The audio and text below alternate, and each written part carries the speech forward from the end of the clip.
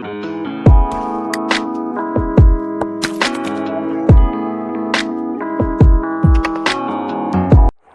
Everyone, welcome to classic study. So students, आज हम class 9 का chapter 1 matter in our surrounding के बारे में पढ़ने वाले हैं। So let's start. First of all we have to know what is matter. Matter is a substance which have mass and occupy space. Example notebook, pens, sun et cetera. कोई भी substance जिसका कोई मास हो और वह स्पेस ऑक्यूपाई कर रही हो तो वह मैटर है। जैसे कि आप देख सकते हैं, हम डेली लाइफ में बहुत से एग्जांपल्स देखते हैं। Air is also a matter because air has a particular mass and also it occupy space, so we consider air as a matter. So next अब हम इसमें पढ़ेंगे characteristics of particles of matter. इसमें number 1 characteristic है particles of matter are continuously moving. जो matter के particles हैं वो कंटिन्यूसली मूव करते रहते हैं। ऐसा क्यों होता है? क्योंकि जो पार्टिकल्स हैं मैटर के वो काइनेटिक एनर्जी पोजेस करते हैं, जिस वजह से वो कंटिन्यूसली मूव करते रहते हैं। नेक्स्ट है इसमें particles of matter have space between them. जो मैटर के पार्टिकल्स हैं उनके बीच में स्पेस होता है। तो मैं आपको इसको एग्जाम्पल से समझाना चाहूँगी। सबसे पहले आपने एक ग्लास लिया और उस ग्लास में पानी डाल दिया। आप उस पानी का लेवल चेक करिएगा। उसके बाद आपने हाफ स्पून उसमें शुगर ऐड करना है। आप देखेंगे कि आपने शुगर ऐड करने के बाद भी जो वाटर का लेवल है उसमें इंक्रीमेंट नहीं हुआ है। ऐसा क्यों होता है? ऐसा इसलिए होता है क्योंकि जो पार्टिकल्स हैं मैटर के उनके बीच में स्पेस होता है। लेकिन अगर आप कुछ और स्पून शुगर ऐड करेंगे तो फिर उसका लेवल जो होगा वो राइस होगा। Dates a different thing. But आप अगर उसमें हाफ या 1 स्पून ऐड करेंगे तो जो लेवल है वाटर का उसमें कोई भी राइस नहीं होगा। थर्ड आप इसमें देखेंगे particles of matter attract each other. Means जो मैटर के पार्टिकल्स होते हैं वो आपस में एक दूसरे को अट्रैक्ट करते हैं। तो नेक्स्ट अब हम इसमें पढ़ना चाहेंगे स्टेट ऑफ मैटर। जैसे कि आप लोग बचपन से पढ़ते आ रहे हैं कि क्लास 6, 7, 8 में आपने अच्छे से पढ़ा होगा कि मैटर की 3 स्टेट्स होती हैं, that is solid, liquid and gas. इसमें आपने डिफरेंस भी काफ़ी अच्छे से पढ़ा होगा। Solid definite shape, rigid, third incompressible, fourth definite volume. जो सॉलिड होते हैं उनका एक डेफिनेट शेप होता है, वो नंबर 2 रिजिड होते हैं। रिजिड आप कहते हैं ठोस, जिनका एक फॉर एग्जांपल आप देख सकते हैं table, chair, anything which is solid. Third incompressible. Incompressible means it can not be compressed. And fourth is definite volume. It have a definite volume. Next, liquid. Liquid does not have definite shape. Liquid का कोई भी definite shape नहीं होता है। आप उसे जिस भी जार में डालेंगे तो उसका शेप ऑक्यूपाई कर लेते हैं। नेक्स्ट है फ्लूइडिटी। फ्लूइडिटी मीन्स होता है जो उसकी फ्लो, कि वो तरल, कितना तरल है। थर्ड है इसमें लेस कंप्रेसिबल। मीन्स जो लिक्विड होता है वो सॉलिड के कंपैरिजन में थोड़ा कंप्रेसिबल होता है, but in comparison to gas it is less compressible. Fourth is definite volume. Liquid have a definite volume. Volume means अगर आपने एक ग्लास में 5 लीटर या 5 मिलीलीटर वाटर रखा है और आप उसी को अगर एक किसी बड़े जार में उसमें खाली करेंगे तो उसका वॉल्यूम जो है उसमें भी 5 मिलीलीटर रहेगा। Next is gas. इसमें नंबर 1 है नॉट डेफिनेट शेप। जो गैस का है वो कोई भी डेफिनेट शेप नहीं होता है। Number 2 fluidity. गैस जो है वो बहुत ज़्यादा हाईली फ्लूइड होती है बिकॉज इधर से उधर मूव करती रहती है। Third is highly compressible. जो गैस होती है वो बहुत ही ज़्यादा कंप्रेसिबल होती है। And number 4 no definite volume. जो गैस होता है उसका कोई भी डेफिनेट वॉल्यूम नहीं होता है। तो अब हम नेक्स्ट टॉपिक इसमें पढ़ेंगे can matter change it's state. क्या मैटर भी अपना स्टेट चेंज कर सकता है?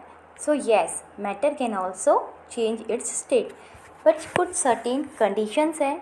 Number 1 by changing temperature and number 2 by changing pressure. मैं आपको इसको एग्जाम्पल से समझाना चाहूँगी. फॉर एग्ज़ाम्पल आइस है. आइस क्या है? सॉलिड है. आइस अगर लिक्विड में चेंज हो सकती है? Yes, ice of course liquid में चेंज हो सकती है. तो आइस सॉलिड थी, वो लिक्विड में चेंज जब हुई तो उस मैटर थी आइस, तो उसने अपना क्या किया? स्टेट चेंज करा. बट ऐसा कब होता है? जब उसमें टेम्परेचर चेंज होगा या फिर उसमें प्रेशर अप्लाई होगा. अब नंबर 1 इसमें पढ़ेंगे बाय चेंजिंग टेम्परेचर. इसमें नंबर 1 पॉइंट है melting point. The temperature at which a solid melt to form a liquid at atmospheric pressure is called melting point. कोई भी सॉलिड अगर एटमॉस्फेरिक प्रेशर में मेल्ट हो रहा है और वो लिक्विड बना रहा है तो वो मेल्टिंग पॉइंट कहलाता है. मेल्टिंग पॉइंट आपने बचपन में भी पढ़ा होगा. फॉर एग्ज़ाम्पल आइस अगर आपने रूम टेम्परेचर पे रखी है तो वो लिक्विड में चेंज हो जाएगी, तो वो क्या है? इसका मेल्टिंग पॉइंट. नेक्स्ट आप इसमें पढ़ोगे लेटेंट हीट ऑफ फ्यूज़न. देखो बच्चों, latent heat of fusion one of the most important topic है जो अक्सर एग्ज़ाम्स में आपके स्कूल यूनिट टेस्ट में पूछा जाता है. इसकी डेफिनेशन क्या है? The amount of heat required to change 1 kg solid to its liquid is called latent heat of fusion. किसी भी सॉलिड को लिक्विड में चेंज करने के लिए जो आपको हीट रिक्वायर चाहिए वो उसकी लेटेंट हीट ऑफ फ्यूज़न है. तो इसको हम एक एक्सपेरिमेंट से समझेंगे. तो लेटेंट हीट ऑफ फ्यूज़न को अब हम एक एक्सपेरिमेंट से समझेंगे. Take about 150 gram of ice in a beaker and suspend laboratory thermometer so that its bulk is in contact with ice. Start heating the beaker on a low flame. Note the temperature when the ice start melting. Note the temperature when all the ice has converted into water. Record your observation for this conversion of solid to liquid state. देखिए क्या कह रहे हैं, आपको ice जो है वो water में कन्वर्ट हो रही है. ये एक एग्जाम्पल है लेटेंट हीट ऑफ फ्यूज़न का. आपने सबसे पहले इसमें क्या कर रखा है? थर्मोमीटर ले रखा है. इस थर्मोमीटर पे आप देख सकते हैं, ये थर्मोमीटर है, ये ग्लास स्टीरर है, बीकर, आइस और बर्नर लेना है. आपको बर्नर को ऑन करना है और ये आइस को आपको मेल्ट होने देना है. जब आप स्टार्टिंग में बर्नर को ऑन करेंगे तो आप देखेंगे जो थर्मोमीटर है उसकी रीडिंग जो है वो बिल्कुल भी इंक्रीज़ नहीं होगी. थर्मोमीटर में जो भी मीटर है उसका रीडिंग इंक्रीज़ नहीं होगा. ये क्यों होता है? ये एक एग्ज़ाम्पल है आपका लेटेंट हीट ऑफ फ्यूज़न का. अब जब आप देखेंगे पूरी आइस अच्छे से मेल्ट हो जाएगी, उसके बाद लास्ट में जो थर्मोमीटर है उसका टेम्परेचर धीरे धीरे करके इंक्रीज़ होने लगेगा. ये एक बहुत अच्छा एग्जाम्पल है आपका लेटेंट हीट ऑफ फ्यूज़न का. Take about 150 gram of ice in a beaker and suspend laboratory thermometer so that its bulk is in contact with ice. Start heating the beaker on a low flame. Note the temperature when the ice start melting. Note the temperature when all the ice tight has converted into water. Record your observation for this conversion of solid to liquid state. देखिए आपको इस experiment में क्या कह रहे हैं, इसमें आपको आइस जो है वो वाटर में कन्वर्ट हो रही है. तो देखिए सबसे पहले आप इसमें क्या लिया, आपने थर्मोमीटर लिया, आपने ग्लास स्टीरर लिया, बीकर लिया, आइस लिया और बर्नर लिया.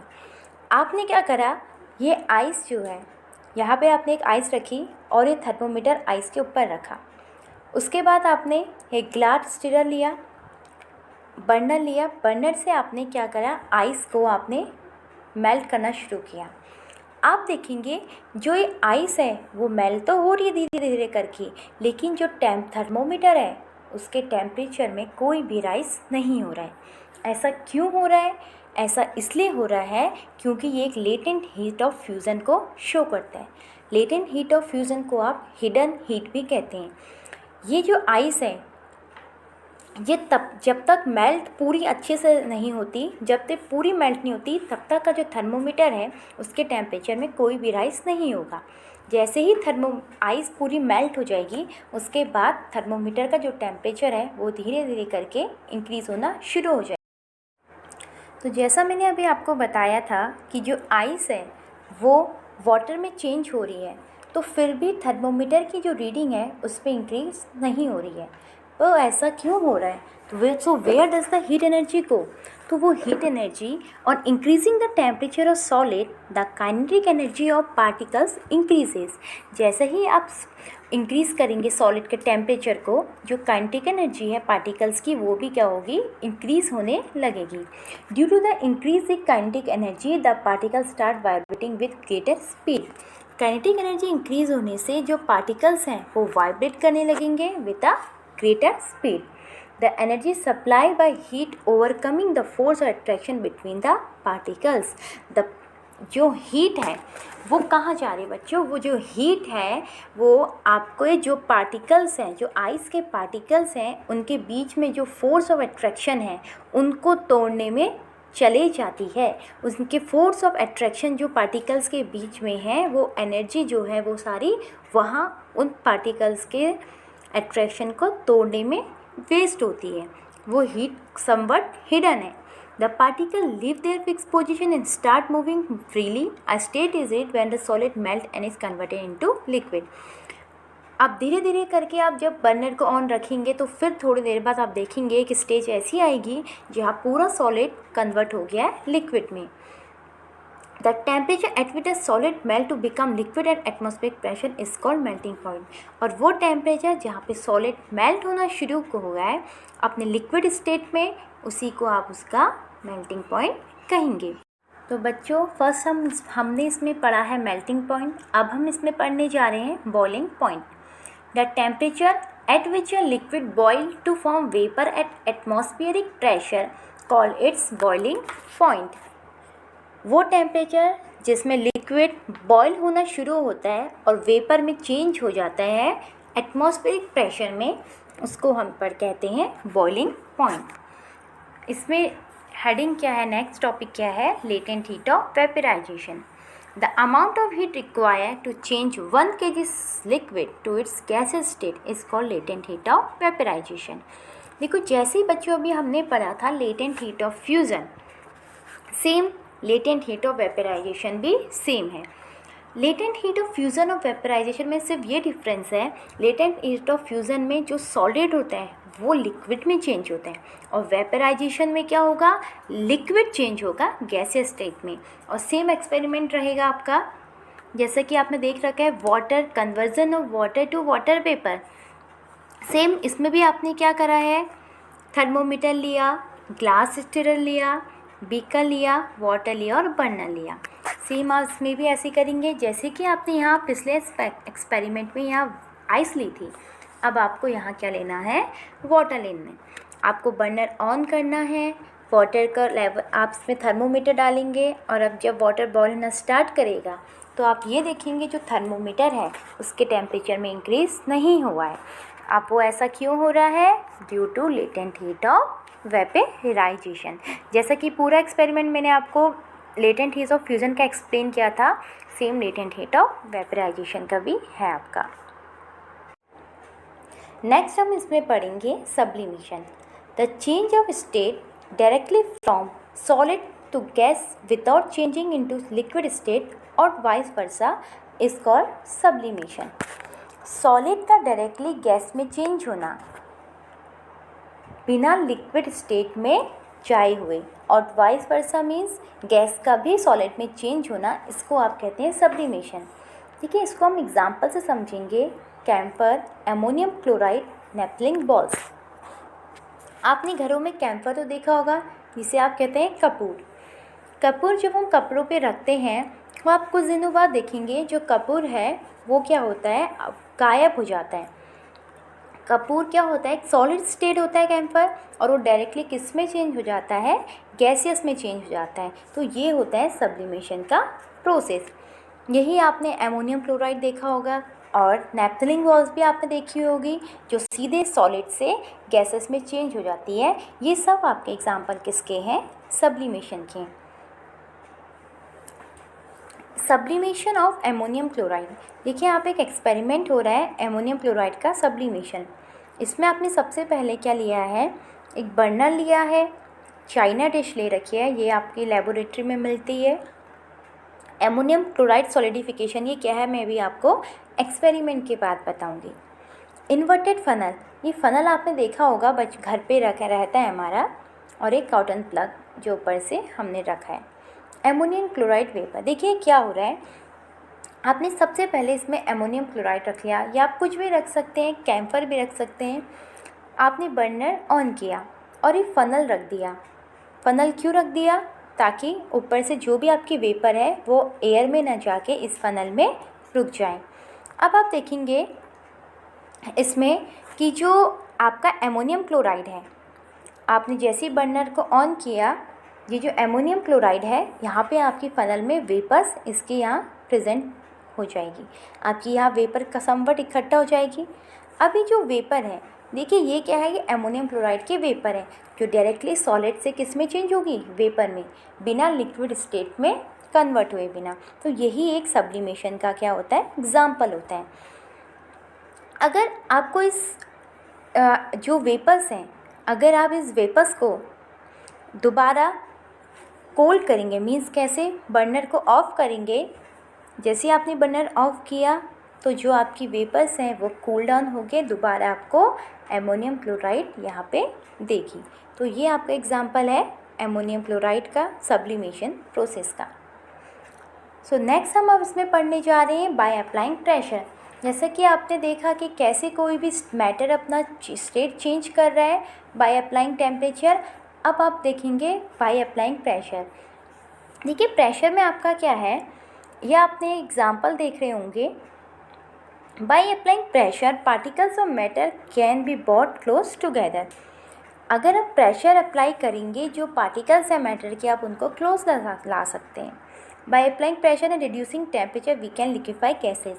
जो आपके घरों पे एलपीजी सिलेंडर्स होते हैं, उन्हें क्या किया जाता है, वो क्या होते हैं, सॉलिड फॉर्म में होते हैं। अब आप नेक्स्ट में पढ़ेंगे बाय अप्लाइंग प्रेशर। जैसे कि आपने पहले पढ़ा था बाय अप्लाइंग टेम्परेचर, कैसे आप टेम्परेचर अप्लाई करके किसी भी मैटर की स्टेट को उसके अनदर फॉर्म में चेंज कर सकते हैं। अब बाय अप्लाइंग प्रेशर में देखिए आप क्या पढ़ेंगे, आप एक डायग्राम देख रहे होंगे। Bye applying pressure particles of matter can be bought close together. देखिए आपने घरों पे एलपीजी देखे होंगे, सीएनजी आपने गैस देखी होंगी। एलपीजी होती है लिक्विफाइड पेट्रोलियम गैस, जो आपके घरों के सिलेंडर में भरी जाती है। सीएनजी होती है कंप्रेस्ड नेचुरल गैस, जो आपने ऑटो वगैरह देखे होंगे उनमें होती है सीएनजी। इन गैसों को आपको कैसे सिलेंडर में भरा जाता है, ये गैसेस को आप कैसे भर सकते हैं। देखिए जो ये गैसेस होती हैं, by applying pressure LPG and CNG are changes into liquid state and are filled in cylinder and is used in home and in auto।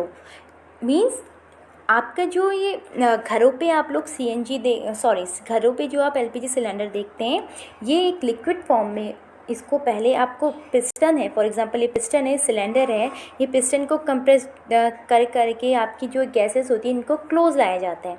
जब ये गैसेस के पार्टिकल्स क्लोज हो जाते हैं तो फिर ये किस में चेंज हो जाते हैं, ये लिक्विड में चेंज हो जाते हैं। और जैसे ही ये लिक्विड में चेंज होते हैं, इनको आपके घर के जो सिलेंडर्स होते हैं या सीएनजी गैसेस होते हैं उसमें भर दिया, फिलअप किया जाता है, और देन आप लोग उसको घर पे यूज़ करते हैं। ये था आपका बाय अप्लाइंग प्रेशर, कि कैसे आप प्रेशर अप्लाई करके स्टेट को चेंज कर सकते हैं। इसमें हमने लिक्विड को किस में चेंज किया, गैसेस में चेंज किया, और गैसेस को दोबारा लिक्विड में। अब नेक्स्ट हम इसमें पढ़ने जा रहे हैं, नेक्स्ट टॉपिक है evaporation. It is the phenomena in which the liquid changes into vapour at any temperature below it's boiling point is called evaporation. Evaporation क्या है, वो फिनोमिना जिसमें लिक्विड किस में चेंज होगा, वेपर में। पानी का भाप में चेंज होना कोई भी टेम्परेचर पे, उसको हम कहते हैं एवापोरेशन। एवापोरेशन को आप क्या कहते हैं, भाप का बनना। इसके कुछ फैक्टर्स हैं जो अफेक्ट करते हैं एवापोरेशन की प्रोसेस को। तो फैक्टर्स अफेक्टिंग एवापोरेशन क्या है, number 1 an increase of surface area, number 2 an increase of temperature, number 3 a decrease in humidity, and number 4 an increase of wind speed. अब देखिए एक एक करके हम इसको समझेंगे नेक्स्ट टॉप पेज में। An increase of surface area, we know that evaporation is a surface phenomena If the surface areas increase, the rate of evaporation increase.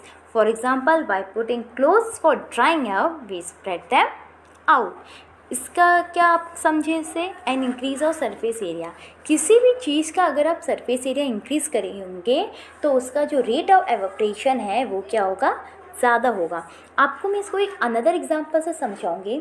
For example, आपने एक छोटे से बाउल पे कोई भी हॉट वाटर ले लिया और एक सेकंड उस केस है जिसमें आपने एक बड़ी सी एक थाली ली और उसमें पानी डाला। तो बच्चों आप देखेंगे जो बड़ी थाली है, जो बड़ी प्लेट है, उसमें से जो एवोपरेशन है वो क्या होगा? वो ज़्यादा होगा, जल्दी होगा, जिस वजह से आपका जो पानी है वो जल्दी ठंडा होगा। क्यों? क्योंकि हमने सरफेस एरिया इंक्रीज़ कर दिया है। सरफेस एरिया इंक्रीज़ करने से क्या होगा? एवोपरेशन ज़्यादा होगा। नेक्स्ट है इसमें एन इंक्रीज़ ऑफ टेम्परेचर। अब देखिए, with the increase of temperature more number of particles get enough kinetic energy to go into the vapor state। जैसे ही आप किसी चीज़ का टेम्परेचर बढ़ाते हैं तो एवोपरेशन भी जो होता है वो क्या होता है? फास्ट होने लगता है। देखिए, आप इसको एक बहुत अच्छे एग्जांपल समझ सकते हैं। जैसे कि आपने गैस पे पानी चढ़ाया है और आपने बर्नर ऑन कर लिया है, गैस ऑन कर ली है, और जैसे ही आपको गैस की स्पीड को तेज करेंगे जो वाटर है वो जल्दी जल्दी एवोपरेट होने लगेगा, और एवोपरेट जल्दी जल्दी होगा तो जो पार्टिकल्स है उनकी काइनेटिक एनर्जी क्या होगी? वो ज़्यादा जल्दी काइनेटिक एनर्जी पार्टिकल्स की इंक्रीज़ हो जाएगी, जिसकी वजह से जो आपका वो लिक्विड है वो किस में चेंज हो जाएगा? वेपर स्टेट में। नेक्स्ट है अ डिक्रीज़ ऑफ ह्यूमिडिटी। देखिए, डिक्रीज़ ऑफ ह्यूमिडिटी क्या होती है? नमी। तो आपकी जो एटमॉस्फेयर में नमी कितना है बाहर, ठीक है। Humidity is the amount of water vapour present in the air. Humidity क्या है? जो वाटर वेपर प्रेजेंट है हमारे एयर में। The air around us can not hold more than a definite amount of water vapour at a given temperature. If the amount of water in air is already high, the rate of evaporation decrease। देखिए, मैं आपको इसको समझाऊंगी example से। आप देखेंगे, अगर हम जो है धूप में अगर हम जाएं तो हमें स्वेट आता है। जो स्वेट है, जो पसीना जिसे आप कहते हैं, वो आपके गर्मियों के सीज़न में ज़्यादा जल्दी सूख जाएगा। लेकिन हम उसी के कंपैरिजन में अगर बारिश के दिन पे देखेंगे, अगर हमें पसीना हो रहा है तो वो सूखने में उसको थोड़ा टाइम लगेगा। उसमें हमें क्या होगा? ऐसा क्यों होता है? क्योंकि बारिश जब होती है तो जो एटमॉस्फेयर में ह्यूमिडिटी है वो क्या होती है? ह्यूमिडिटी ज़्यादा बढ़ जाती है, जिसकी वजह से एवोपरेशन कम हो जाता है। जितनी ह्यूमिडिटी इंक्रीज़ होगी उतना कम एवोपरेशन होगा। लेकिन गर्मियों के मौसम में जो ह्यूमिडिटी है वो नहीं होती है, जिस वजह से एवोपरेशन जल्दी होता है और पसीना जल्दी सूखता है। फोर्थ है इसमें an increase of wind speed. It is common observation that clothes dry faster on a windy day. With the increase in wind speed, the particles of water vapor move away with the wind, decreasing the amount of water vapor in the surrounding। देखिए, जितनी ज़्यादा wind speed होगी उतना ही ज़्यादा आपका evaporation ज़्यादा होगा। ये तो एक ऑब्वियस सी बात है। आप देखते होंगे जब आप ऊपर छत पे कपड़े सुखाते होंगे तो जितनी विंड की स्पीड होगी उतना ज़्यादा क्या होगा? जितनी विंड की स्पीड होगी उतना ज़्यादा एवोपरेशन ज़्यादा होगा और आपके कपड़े जल्दी ड्राई अप हो जाएंगे। That's all for this chapter students today। इस चैप्टर की एक्सरसाइजेस आपको डिस्क्रिप्शन में मिल जाएगी। Thanks students for watching my video. अगर आपको मेरी वीडियो अच्छी लगी हो so like, share and subscribe my channel. Thank you.